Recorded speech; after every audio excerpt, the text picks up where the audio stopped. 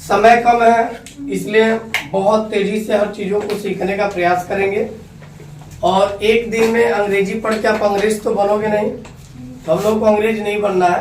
काम भर की चीज है, जिससे बोर्ड परीक्षा में हमारा जो 2 अंक आना है एक्टिव वॉइस और एक्टिव वॉइस से, यानी वॉइस वाले चैप्टर से, वह 2 अंक हमारा आ जाए। तो छोटा सा रूल्स कुछ हम जान लेते हैं और उसके अकॉर्डिंग जब टेंस को बनाएंगे तो गलतियां नहीं होंगी। एकदम इम्पोर्टेंट टॉपिक पे ही हम चर्चा करेंगे। बात करते हैं बेटा वॉइस की, तो वॉइस 2 प्रकार के होते हैं, एक एक्टिव वॉइस और एक पैसिव वॉइस। एक्टिव वॉइस में बेटा जो सब्जेक्ट होता है उसी के द्वारा कार्य किया जाता है, और इसमें सब्जेक्ट की प्रधानता होती है। प्रधानता किसकी होती है? सब्जेक्ट की, यानी मूल कार्य जो है वो सब्जेक्ट का ही है। पैसिव वॉइस में बेटा इसमें विदित ऐसा होता है, ऐसा आभास होता है कि काम किसी के द्वारा कराया जा रहा है। जो काम है किसी के द्वारा कराया जा रहा है, यानी ऐसे स्थिति में यहाँ सब्जेक्ट की प्रधानता न होके ऑब्जेक्ट यानी कर्म की प्रधानता होती है। किसकी प्रधानता होती है? कर्म की प्रधानता होती है। ध्यान देना बेटा, टोटल टेंस आपके 12 है, प्रेजेंट, पास्ट, फ्यूचर, और सबके 4 part, indefinite, continuous, perfect and perfect continuous. तो 4 3 12 यानी कुल 12 टेंसेज है, लेकिन जिनमें से केवल आपको 8 टेंसेज के ही पैसिव वॉइस पढ़ने हैं। यानी 8 टेंस का ही केवल पैसिव वॉइस बनता है। किसका नहीं बनता ये याद रखो। पहला नंबर फ्यूचर कॉन्टिन्यूअस टेंस का पैसिव वॉइस नहीं बनता है। किसका नहीं बनता है? फ्यूचर कॉन्टिन्यूअस टेंस का। दूसरी बात याद रखना, प्रेजेंट, पास्ट एंड फ्यूचर, इन सभी के परफेक्ट कॉन्टिन्यूअस का टेंस नहीं बनता है। यानी प्रेजेंट परफेक्ट कॉन्टिन्यूअस का भी नहीं बनेगा, पास्ट परफेक्ट कॉन्टिन्यूअस का भी नहीं बनेगा, फ्यूचर परफेक्ट कॉन्टिन्यूअस का भी नहीं बनता है। बातें समझ में आ रही हैं? दूसरी बात बेटा याद रखना, रूल नंबर 1 ये आपको याद होना चाहिए। जब भी आप एक्टिव से पैसिव में चेंज करते हो, यानी change into active voice to passive voice, then तब हम क्या करते हैं, ऑब्जेक्ट को बेटा सब्जेक्ट के स्थान पर और सब्जेक्ट को ऑब्जेक्ट के स्थान पर रख देते हैं। पहला परिवर्तन यही होता है। दूसरी चीज, ऑब्जेक्ट से पहले बेटा बाई शब्द जोड़ लेते हैं। ऑब्जेक्ट से पहले क्या जोड़ते हैं? बाई शब्द। अब ध्यान दो बेटा, कोई सब्जेक्ट इन एक्टिव वॉइस है, कोई सब्जेक्ट है, जैसे आई है, बी है, यू है।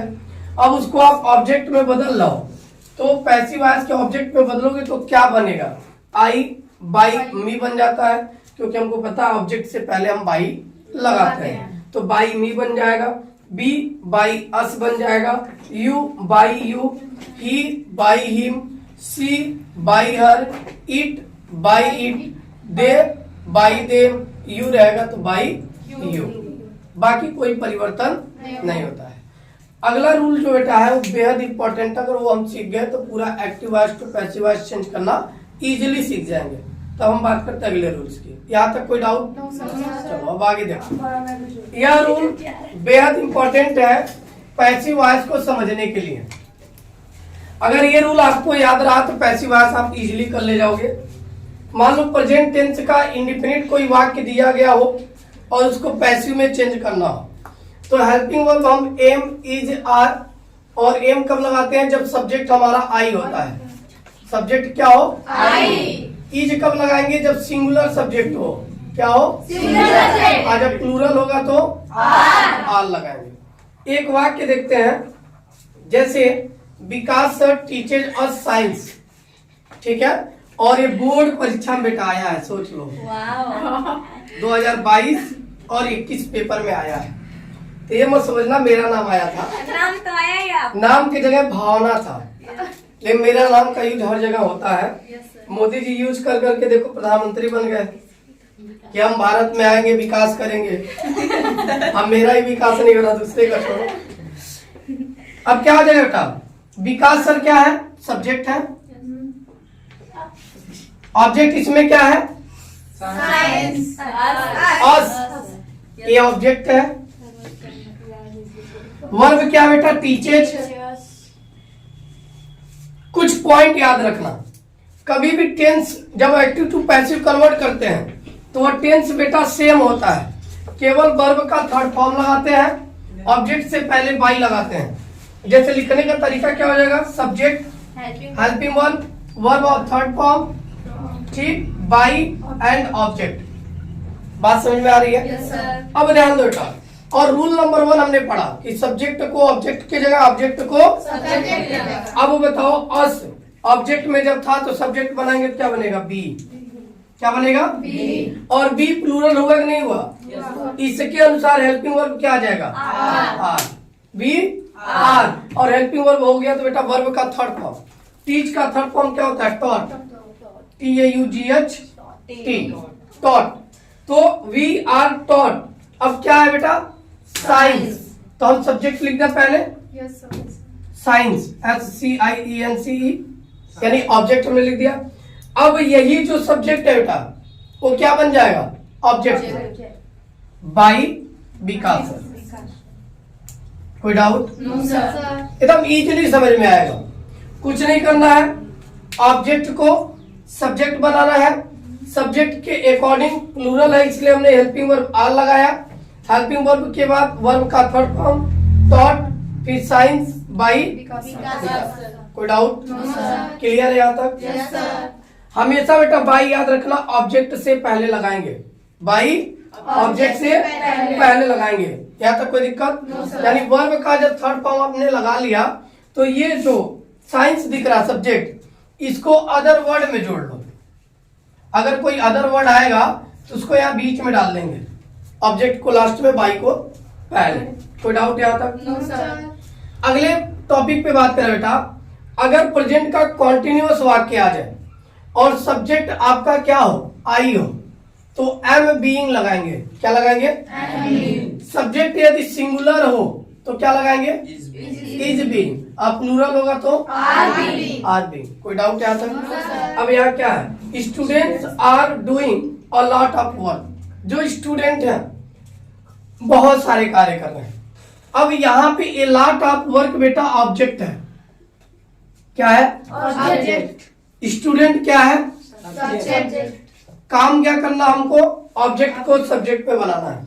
तो पैसिव बनाते वक्त बेटा a lot of work, a lot of work. अब बेटा काम थोड़ा बहुत नहीं है, ठीक है, ए लॉट ऑफ वर्क जो कार्य है अब किसके द्वारा किया जा रहा है, तो यहाँ पे सब्जेक्ट जो होगा बेटा वो क्या होगा, सिंगुलर होगा, तो क्या लगाएंगे, इज बीइंग। क्या लगा देंगे, इज बीइंग।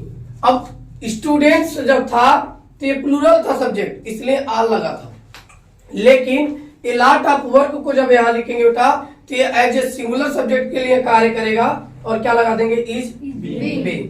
अब काम क्या किया जा रहा है, डूइंग, तो डूइंग का यानी डू मतलब करना, करने का थर्ड फॉर्म डन, यानी a lot of work is being done. किसके द्वारा, स्टूडेंट। तो ऑब्जेक्ट से पहले क्या लगा देंगे, बाई स्टूडेंट्स। कोई डाउट यहाँ तक? फुल स्टॉप लगा लेंगे। बातें समझ में आ रही हैं? Yes sir. I know him well, मैं उसे बहुत अच्छे से जानता हूँ। तो यहाँ वेल है जो बेटा, हिम जो है ये ऑब्जेक्ट है। बात समझ में आ रही है? I subject. अब चेंज कौन होगा, हिम पैसिव बनाते वक्त क्या बन जाएगा, ही। हिम पैसिव बनाते वक्त क्या हो जाएगा, ऑब्जेक्ट को हमने सब्जेक्ट बना लिया। ही के अनुसार इंडिपेंडेंट में आएंगे, इज, ही इज। नो का थर्ड फॉर्म बेटा होता है नोन। अब यहाँ बाई मी ना करके बेटा टू मी करेंगे, प्रीपोजिशन लगाएंगे, क्या, टू मी। कोई डाउट क्या था? बातें समझ में आ रही हैं? बिल्कुल इसी के अकॉर्डिंग हो रहा है। 2-3 और एग्जाम्पल देखते हैं इसी पे, और क्लियर हो जाएगा। एग्जाम्पल की बेटा बात करते हैं।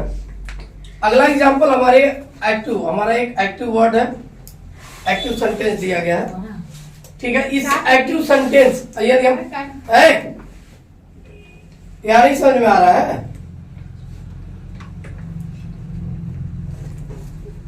क्या करना है, बेड़ा गर्क है, हल्ला करो खाना।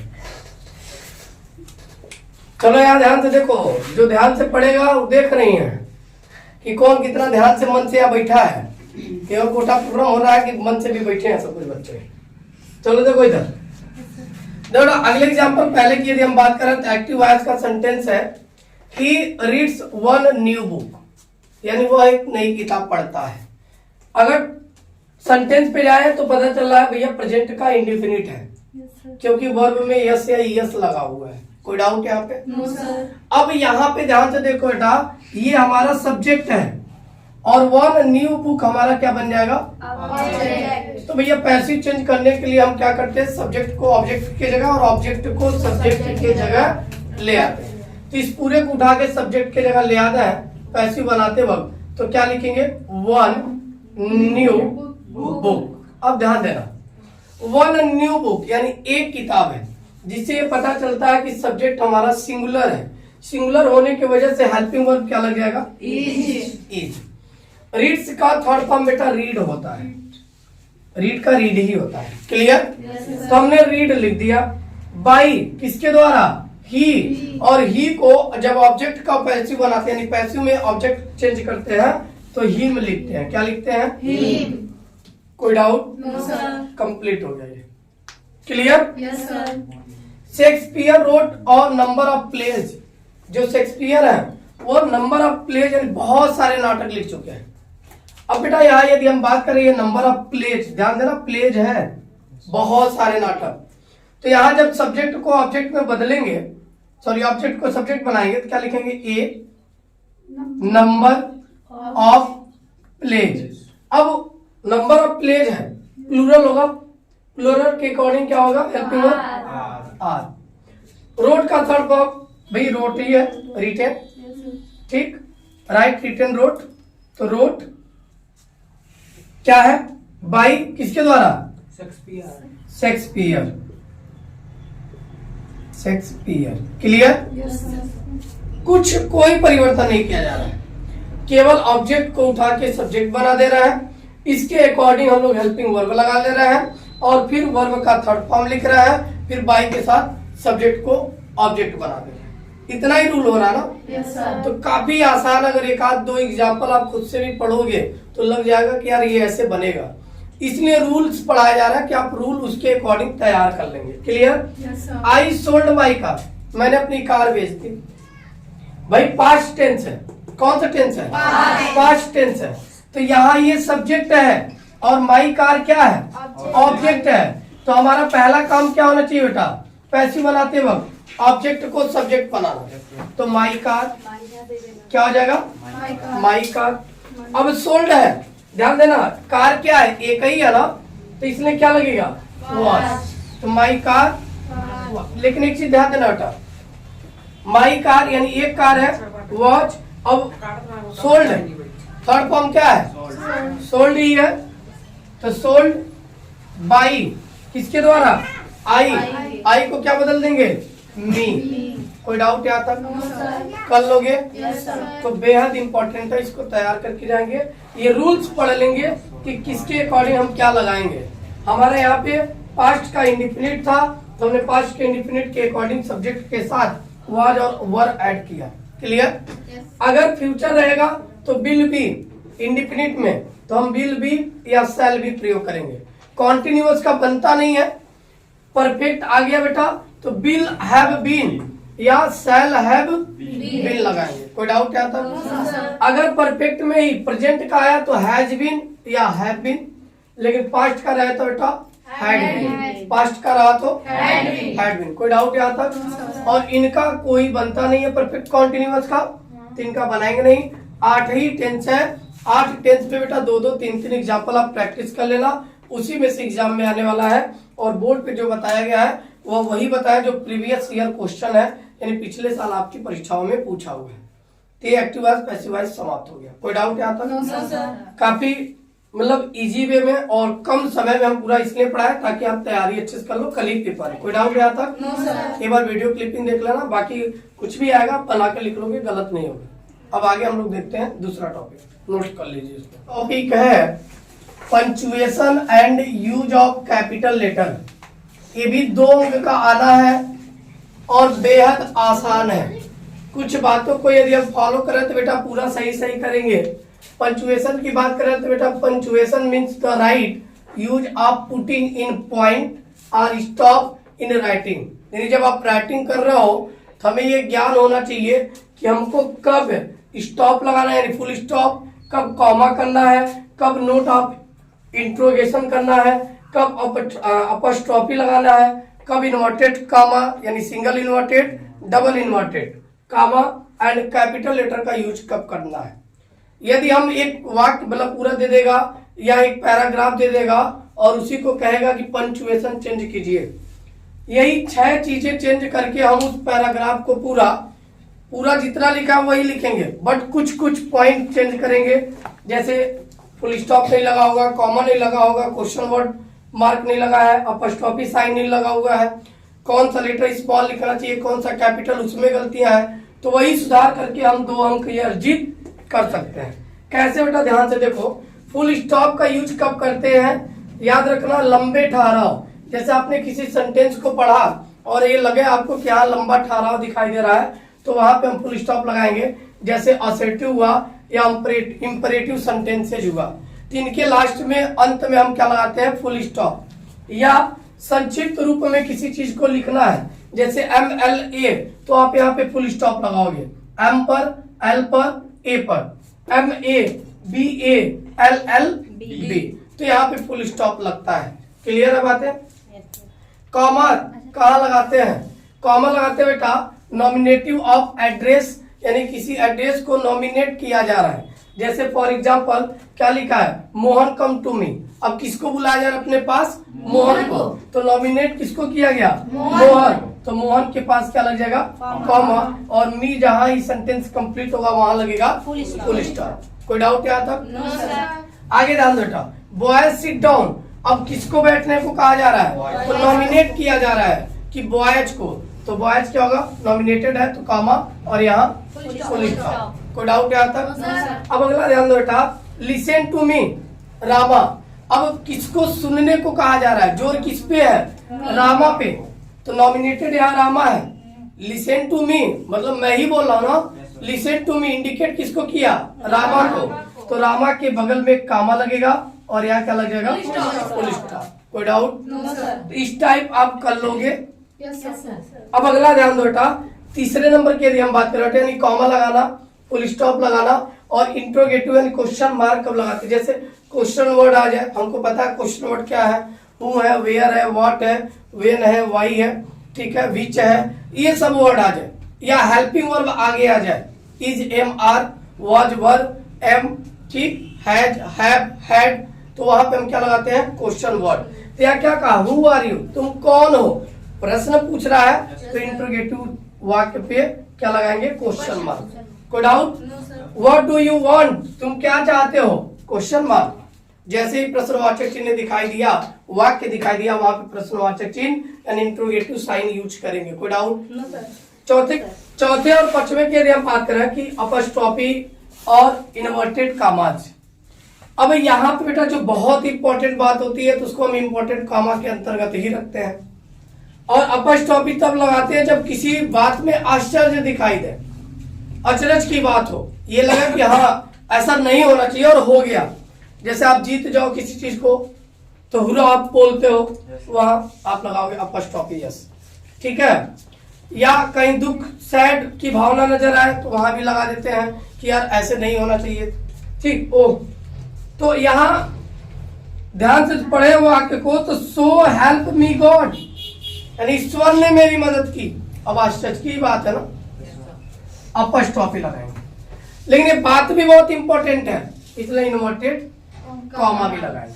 कोई डाउट? No sir. यहाँ बात अभी पूरी हुई नहीं है, ही क्राइड, यहाँ कॉमा लगा देंगे क्योंकि अभी ये बात अधूरी है, आगे बता रहा है, I will never steel again यानी मैं दोबारा कभी चोरी नहीं करूंगा। चोरी करने गया था, पकड़ा गया, तब तक वो बच गया तो कहा सो हेल्प मी गॉड, ईश्वर ने मेरी बहुत मदद की, अन्यथा आज पकड़ा जाता तो कुटैया खूब होता नहीं होता, वही बात। तो ये भी बात इंपॉर्टेंट है, इन्वर्टेड कामा लगाएंगे, फुल स्टॉप कर लेंगे, कोई बुराई, बहुत आसान है बेटा, सब कर लोगे तुम लोग। अब यहाँ क्या लिखा, कैपिटल लेटर का यूज कब करते हैं? हमेशा हमको पता है जब सब्जेक्ट लिखते हैं तो वो कैपिटल लेटर होना चाहिए पहला लेटर। आई स्मॉल में है, क्या कर लेंगे, कैपिटल। आई एम और टीचर, मैं टीचर हूँ, तो भाई फुल स्टॉप, मेरी बात समाप्त हो गई ना, मैं टीचर ही तो हूँ, मेरी बात पूरी हो गई, मैंने फुल स्टॉप लगा दिया। एक एग्जाम्पल हम ले लेते हैं, एक एग्जाम्पल आप तैयार कर लो, बाकी आप कर लोगे धीरे धीरे, कोई दिक्कत नहीं है, प्रैक्टिस की जरूरत है, 2-4 प्रैक्टिस कर लेना। अब यहाँ पे लिखा what is your name, asked by mother, I replied my name is Krishna. अब यहाँ एक चीज ध्यान दो बेटा, अगर इस क्वेश्चन पे ध्यान तो देखो, जहां आस्क्ड आ जाए, सेड आ जाए, रिप्लाइड आ जाए, तो ये निश्चित रूप से क्या होता है, ये नरेशन का है, डायरेक्ट इनडायरेक्ट का है। तो डायरेक्ट इनडायरेक्ट में कभी कभी रिपोर्टिंग वर्ब आगे, रिपोर्टेड स्पीच पहले होता है, कभी रिपोर्टेड स्पीच बाद में, रिपोर्टिंग वर्ब पहले हो जाता है, ये दोनों आगे पीछे होते रहते हैं। अब यहाँ हम बात करें बेटा क्या what is your name, question word तो है, तो मैं लिखूंगा तो पहले लेटर को कैपिटल लिखूंगा, व्हाट, ये हमारा आंसर है, व्हाट इज योर नेम, यहाँ क्वेश्चन मार्क तो आएगा, ये तो बात तय है, बट पूछा कौन है, आस्क्ड माई मदर, ये बात यहाँ कंप्लीट हो रही है, फुल स्टॉप भी लगाऊंगा, लेकिन आस्क्ड माई मदर है बेटा, तो ये डबल इन्वर्टेड कामा में होगा, किसमें होगा, डबल इन्वर्टेड कामा में, कोई डाउट? आगे ध्यान दो बेटा, अब आई स्मॉल लेटर में है, तो पहला काम हम यही करेंगे कि इसको कैपिटल लेटर में लिखेंगे, यानी आई रिप्लाइड, और ध्यान देना बेटा यहाँ बात अभी पूरी नहीं हो रही है, तो कॉमा करेंगे, आई रिप्लाइड यानी मैंने जवाब दिया क्या, कि माय नेम इज कृष्णा है बेटा, करिश्मा है, बहुत करिश्मा कपूर याद आ रही है। तो आई रिप्लाइड, अब बेटा ध्यान दो, जब अंदर वर्ड लिखोगे डबल इन्वर्टेड कामा में, तो पहला लेटर कैपिटल होगा, माई नेम इज कृष्णा, सही हो गया, full stop double inverted comma, कहीं कोई गलती? आप पूरे के पूरे 2 अंक नहीं पाओगे बेटा, क्योंकि यहाँ के कैपिटल रहता है, नाम कभी भी स्मॉल लेटर में नहीं, तो 2 अंक पाना है बेटा, तो एक एक चीज ध्यान देना, बातें समझ में आ गई? किसी का भी नाम कभी भी स्मॉल लेटर से स्टार्ट नहीं करते हैं, always be use in capital letter, क्या यूज करते हैं, कैपिटल लेटर। अब कोई डाउट? No sir. कर लोगे? Yes sir. तो 2 अंक पा जाओगे, क्लियर? Yes sir. छोड़ अगला जो टॉपिक है वह टॉपिक है नरेशन, इससे भी 2 अंक के आने हैं, और बेटा पूरा डिटेल में पढ़ पाना मुमकिन ही नहीं, बिल्कुल बल्कि नामुमकिन है, क्योंकि 2 अंक के लिए यदि हम पढ़े तो पूरा दिन पढ़ते रह जाएंगे, समाप्त नहीं होगा। तो ये जो टॉपिक है नरेशन बेटा, जो 2 अंक आपको दिला सकता है, मूल रूप से रूल से यदि हमें याद है, फॉर्मेट याद है, तो हम बना के उसको सही करके 2 अंक पा लेंगे।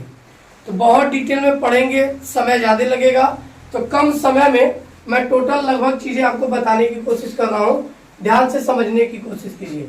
नरेशन के 2 पार्ट होते हैं बेटा, एक डायरेक्ट नरेशन और एक इनडायरेक्ट नरेशन, और डायरेक्ट देता और कहता आपको इनडायरेक्ट में कन्वर्ट करो, यही ना कहता है। अब यहाँ पे जैसे क्या होता, रमेश सेड टू मी, यानी रमेश ने मुझसे कहा, थोड़ा एक बार देखो दुकान पे कोई गया है क्या, दौड़ के कोई लड़का गया, हाँ बंद नहीं हुआ, हाँ एक बार देखो जाके, एक लोग देखो जल्दी। तो यहाँ ध्यान दो बेटा, यानी डायरेक्ट नरेशन ज्यों का त्यों, यानी जैसे किसी ने कोई बात कहा और वही बात हम ज्यों का त्यों आके किसी को बता दें, या ज्यों का त्यों हम लिख दें, तो हमारा होता है बेटा डायरेक्ट नरेशन। क्या होता है? Direct narration. लेकिन यदि उसी के भावों को हम अपने शब्दों द्वारा प्रकट करें, तो वह होता है इनडायरेक्ट नरेशन। जैसे एग्जाम्पल समझने की कोशिश करो, रमेश सेड टू मी, यानी रमेश ने मुझसे कहा, और कॉमा नोटेड कॉमा में उसी की बात को मैंने पूरा लिख दिया कि I shall go to school, I shall go to school, यानी उसने जो बात कहा जो का त्यों मैंने इन्वर्टेड कॉमा में करके बता दिया दूसरे को। ये हमारा क्या है? डायरेक्ट है। अब इसको बेटा जब इनडायरेक्ट कन्वर्ट करेंगे तो कैसे कन्वर्ट करते हैं? रमेश है, ध्यान देना बेटा, यहाँ सेट जो है ना, ये रिपोर्टिंग वर्ब है, और रिपोर्टिंग वर्ब पास्ट टेंस में है, और जब रिपोर्टिंग वर्ब पास्ट टेंस में हो तो उसका अनुवाद करते वक्त जो प्रेजेंट होता है वो पास्ट में कन्वर्ट हो जाता है। मतलब यदि सिंपल प्रेजेंट है तो बेटा वो पास्ट में चला जाएगा, ठीक है। यदि प्रेजेंट कॉन्टिन्यूअस है तो पास्ट कॉन्टिन्यूअस में बनाएंगे। यदि रिपोर्टिंग वर्ब आपका मान लो प्रेजेंट परफेक्ट में है तो पास्ट परफेक्ट में बनाओगे, प्रेजेंट परफेक्ट कॉन्टिन्यूअस में है तो पास्ट परफेक्ट कॉन्टिन्यूअस में। और ध्यान देना बेटा, सिंपल पास्ट है तो पास्ट परफेक्ट में बदलता है और पास्ट परफेक्ट है तो पास्ट परफेक्ट। लाइट कट गया। अब एक चीज ध्यान दो, यानी अब ये क्या करेंगे, पास्ट परफेक्ट है तो पास्ट परफेक्ट कॉन्टिन्यूअस में चेंज होता है। अन्य परिवर्तन भी करते हैं, ये भी याद रखना। अगर कैन है तो कैन को कुड में, मे को माइट में, सेल को सुड में, बिल को वुड में। ये बातें याद होनी चाहिए। अब ध्यान से देखो बेटा, रमेश सेड टू मी, तो रिपोर्टिंग वर्ब जो है बेटा पास्ट टेंस में है, तो अब यहाँ सेड को टोल्ड में कन्वर्ट करेंगे क्योंकि इसके बाद एक ऑब्जेक्ट दिया है। यानी रमेश टोल्ड मी, यानी रमेश ने मुझसे कहा, दैट की। अब आई सब्जेक्ट के अनुसार बेटा चेंज करेंगे। आई हमारा यहाँ सब्जेक्ट है, इसके अनुसार चेंज करेंगे तो रमेश के अनुसार क्या हो जाएगा, ही। यानी ही के अनुसार सेल किसमें बदल जाएगा, वुड में। किसमें, जैसे सेल या सुड में है, लेकिन जब हम यहाँ ही लेंगे तो ये सिंगुलर है क्योंकि सेल का प्रयोग तो आई के साथ होगा ना। तो जब ही हमारा सिंगुलर है तो इसके साथ बिल का प्रयोग होगा, और बिल किसमें चेंज होता है, वुड में। तो यानी ही वुड गो टू स्कूल, और यहाँ फुल स्टॉप कर देंगे। यानी रमेश ने मुझसे कहा था कि वह स्कूल जाएगा। अब उसी की बात को मैंने अपने भावों के अनुसार, यानी उसके भाव को अपने शब्दों के अनुसार क्या किया, व्यक्त किया। वो हो गया हमारा इनडायरेक्ट नरेशन। कोई डाउट? याद रखना बेटा, जो राम है वो एक रिपोर्टर है जो सूचना देने का कार्य कर रहा है। सेड रिपोर्टिंग वर्ब होता है, टू मी ऑब्जेक्ट होता है, और बाकी जो इन्वर्टेड कॉमा होता है उसको बोलते हैं रिपोर्टेड स्पीच। उसको क्या बोलते हैं, रिपोर्टेड स्पीच। और याद रखना बेटा, यदि रिपोर्टिंग वर्ब, मतलब ये जो रिपोर्टिंग वर्ब यहाँ सेड था, अगर वो प्रेजेंट या फ्यूचर टेंस में हो, प्रेजेंट या फ्यूचर टेंस में, तो रिपोर्टेड स्पीच के टेंस में कोई परिवर्तन यानी कोई बदलाव नहीं होता है। बात समझ में आ रही है? जैसे he said Hari is not well, उसने कहा हरी अच्छा नहीं है, मतलब स्वास्थ्य उसका ठीक ठाक नहीं है। तो यहाँ क्या होगा, ही, इसके बाद ध्यान दो बेटा कोई ऑब्जेक्ट नहीं है। जब ऑब्जेक्ट नहीं है तो सीधे सेज को सेज लिखेंगे, he says, comma inverted comma हटाएंगे, दैट। टेंस में कोई चेंजेस नहीं होगा, जैसे है वैसे लिख लेंगे, हरी इज नॉट वेल। केवल डिस्टेंस वर्ड ही चेंज करेंगे, अभी इसको आगे रूल में लिखवा देंगे। ही विल से, उसने कहा, क्या कहा भाई, राम राइट्स अ, राम एक पत्र लिखता है। तो विल क्या है, फ्यूचर टेंस में है, तो इसमें भी कोई परिवर्तन, तो क्या होगा, he will say, comma noted comma हटाएंगे, दैट लिख देंगे, राम राइट्स अ, राम राइट्स अ। कोई चेंजिंग हुआ? यानी रिपोर्टिंग वर्ब बेटा केवल देख लेना प्रेजेंट और फ्यूचर टेंस में है तो रिपोर्टेड स्पीच ज्यों का त्यों लिख देना, कॉमा इन्वर्टेड कॉमा हटा देना, और जब कॉमा हटाओगे डेट लगाना, इन्वर्टेड कॉमा हटाने के बाद फुल स्टॉप, बाकी कोई परिवर्तन नहीं। कोई डाउट? डायरेक्ट से इनडायरेक्ट बदलते हो बेटा ध्यान देना, जब कॉमा इन्वर्टेड कॉमा हटाते हैं तो हम आवश्यकता अनुसार दैट, इफ या वेदर लगाते हैं। इफ और वेदर बेटा क्वेश्चन वर्ड में आता है, और भी चीजें हैं उसको आगे हम लोग पढ़ेंगे, लेकिन दैट का प्रयोग हमेशा सिंपल वर्ड में हम हर जगह करते हैं जब कामा और इन्वर्टेड कामा हटाते हैं। तो कोई डाउट यहाँ तक? अब आगे रूल देखते हैं बेटा, समय कम है इसलिए बड़े बारीकी से पढ़ने की आवश्यकता है। रूल केवल याद करके जाना, 2-4 एग्जाम्पल देख लेना, कल ले जाओगे छूटेगा नहीं। क्लियर? नरेशन में याद रखना, ये ट्रिक होता है SON, सन, और ये 1 2 3, ये फर्स्ट पर्सन होता है, ये सेकेंड पर्सन, और ये थर्ड पर्सन। चेंज कब किससे होता है? फर्स्ट पर्सन को बेटा हमेशा सब्जेक्ट से चेंज करते हैं। किससे? सब्जेक्ट के अनुसार। यानी यदि रिपोर्टेड स्पीच में फर्स्ट फर्स्ट पर्सन आ गया, क्या आ गया? तो किसके अनुसार चेंज करेंगे? रिपोर्टिंग, इधर वाले में रिपोर्टिंग वर्ब में किसके? सब्जेक्ट के अनुसार। अगर रिपोर्टेड स्पीच में ऑब्जेक्ट यानी सेकंड पर्सन आया तो ऑब्जेक्ट यानी इन्वर्टेड कॉमा के बाहर ऑब्जेक्ट वाले से चेंज करते हैं। थर्ड पर्सन है तो कोई चेंजिंग नहीं होता है। बात समझ में आ गई? क्या चेंज करते हैं? फर्स्ट पर्सन में बेटा आता है आई और बी, तो आई और बी को सब्जेक्ट से ऑब्जेक्ट बनाने में मी और अस, और जब पॉसेसिव बनाते हैं उसका तो माई और माइन, और अस का आवर या आवर। ऐसे ही सेकंड पर्सन में यू और दाऊ आता है, इनमें यू और दी हो जाता है, और यहाँ योर, योर्स, फिर आवर, आवर्स। कोई डाउट? थर्ड पर्सन जैसे ही, सी, इट, दे आ गया, तो ही को हिम में ऑब्जेक्ट जब बनाएंगे, सी को हर में, इट को इट में, दे को देम में। और इसी का जब पैसेसिव आएंगे तो ही का हीज, सी का हर या हर्स, इट का इट्स, दे का देयर या देयर्स। कोई डाउट यहाँ तक? ध्यान देना बेटा, समय अथवा स्थिति को, निकटता को प्रकट करने वाले शब्द, मतलब कहीं दिस आ गया तो दिस को हम दैट में बदलते हैं। क्या बदल जाता है? दिज, नाउ, देन,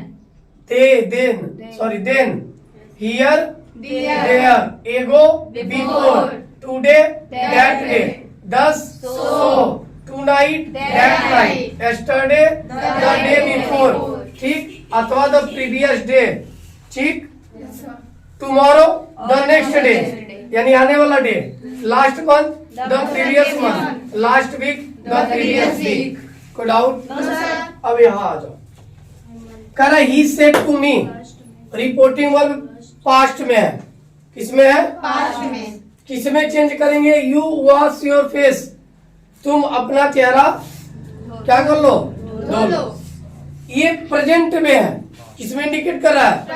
प्रेजेंट में। किसमें लेके जाएंगे? पास्ट में। तो सिंपल प्रेजेंट का वाक्य है, सिंपल पास्ट में ले जाएंगे, क्या बनेगा? ही सेड की जगह हो जाएगा टोल्ड। मी, कॉमा इन्वर्टेड कॉमा लगा हटाएंगे, क्या लिखेंगे? दैट। यू, ध्यान देता, सेकंड पर्सन के अनुसार, सेकंड आ गया ना, तो ऑब्जेक्ट के अनुसार, तो यू ऑब्जेक्ट के अनुसार, मी के अनुसार क्या हो जाएगा? आई।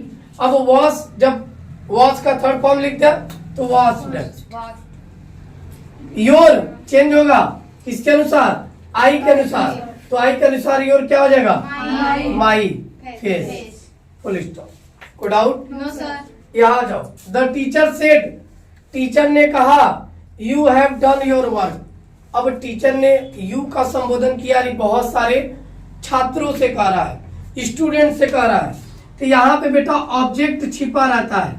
ऑब्जेक्ट क्या रहता है? छिपा रहता है। लेकिन जब आप डायरेक्ट से इनडायरेक्ट में कन्वर्ट करोगे तो उस ऑब्जेक्ट को वहां शो करोगे, तो the teacher said to the student होगा। क्या होगा? To the student. तो द टीचर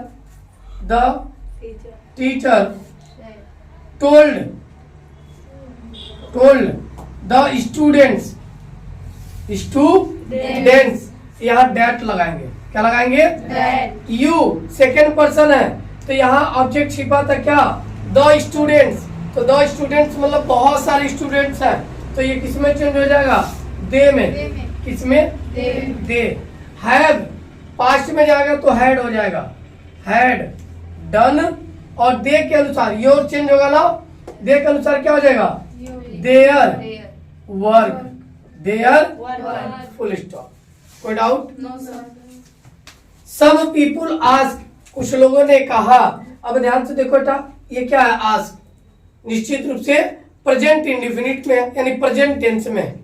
तो रिपोर्टिंग वर्ब यदि प्रेजेंट टेंस में हो तो रिपोर्टेड स्पीच में कोई चेंजिंग नहीं। लेकिन इसको सिंपल वाक्य में बनाते हैं और इन्वर्टेड कॉमा हटाते हैं, तो यहाँ पे इफ या वेदर लगाते हैं। लेकिन यहाँ हेल्पिंग वर्ब से शुरू है तो क्या लगाएंगे? वेदर। क्या लगाएंगे? वेदर। तो क्या हो जाएगा? सम पीपुल आस्क वेदर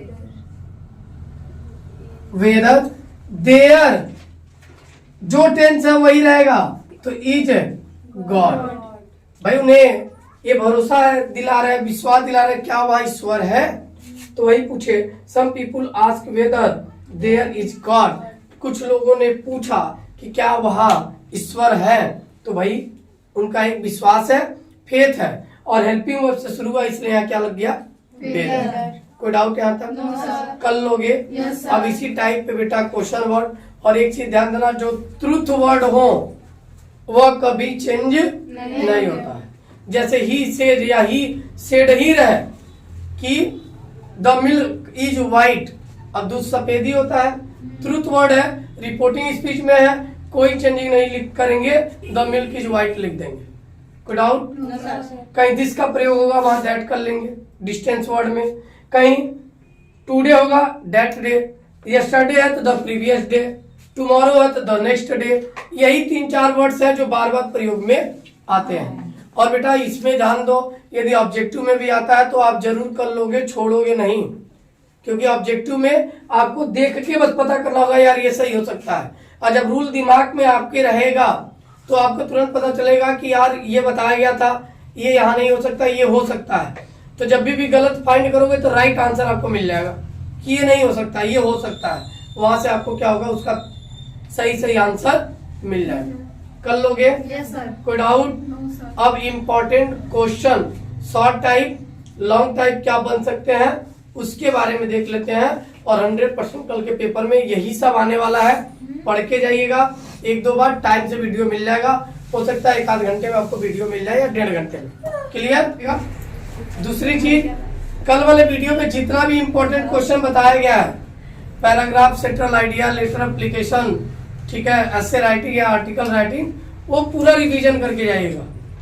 लेकिन लॉन्ग टाइप क्वेश्चन क्या बन सकता है बेटा, जो वेरी वेरी इंपॉर्टेंट, बस वही लिखिए कि 2024 में आपको देखने को मिलेगा।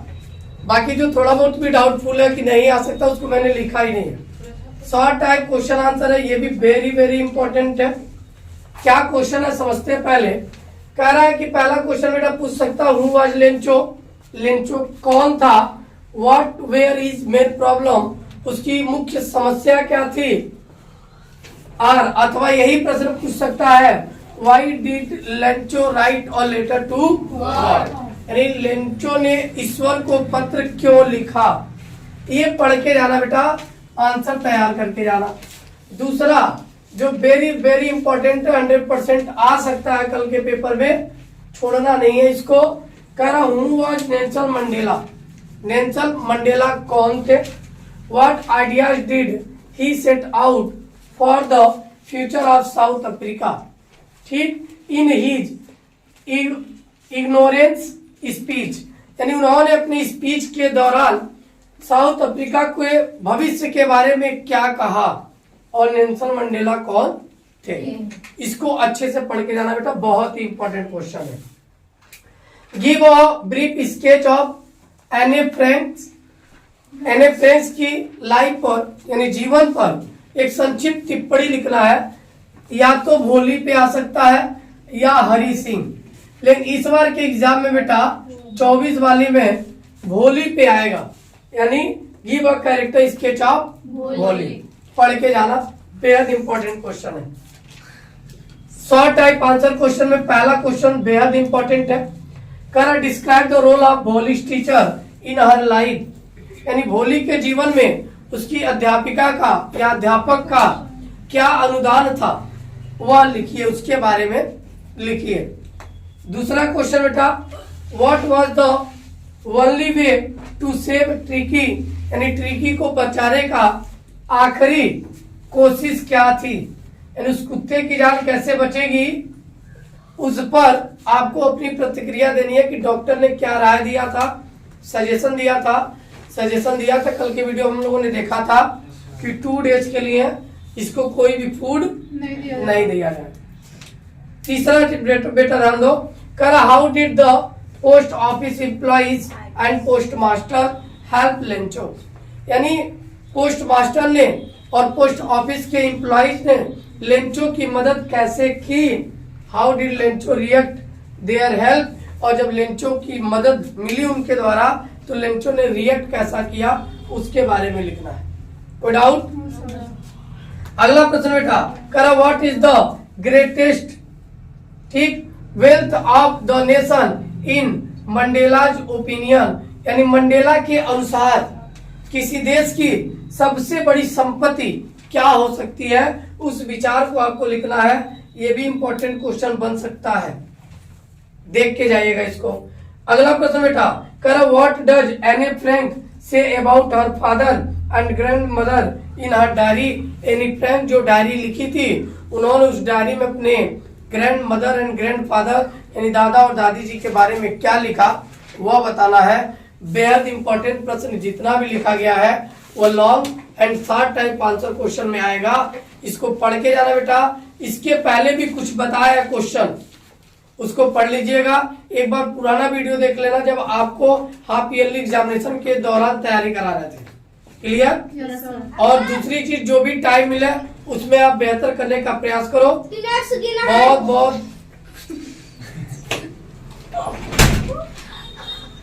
ठीक। तो एकदम पढ़ के जाना। अरे ठीक है, बच्चा है, पढ़ के जाइएगा और बहुत कठिनाई से आप पढ़े। संडे का दिन छुट्टी का दिन होता है, लेकिन आप मेहनत कर रहे हो। ऊपर माँ सरस्वती बिल्कुल ध्यान दे रही हैं। जो पढ़ाया गया या जो बताया गया वो सब ऊपर वाले का आदेश हो रहा था, मैं बता रहा था। कल के पेपर में पुनः सब कुछ आने वाला है, तो पूरा तन मन लगा के पढ़ के जाइए और जिनका बकाया धन है वो चुका दीजिएगा, ठीक, क्योंकि रूम रेंट देना है कमरे का। क्लियर? सबको all the best, thank you sir. Best of luck कल के एग्जाम के लिए। सबका पेपर अच्छा हो। जो भी यस सर अच्छे से बोल रहे हैं, देखो कितना तेज आवाज आया है। सेल्फिश तुम लोग नंबर 1 हो। दूसरी चीज बेटा, वीडियो को अच्छे से देख लेना, लाइक शेयर कमेंट जरूर कर देना, 32 कमेंट क्योंकि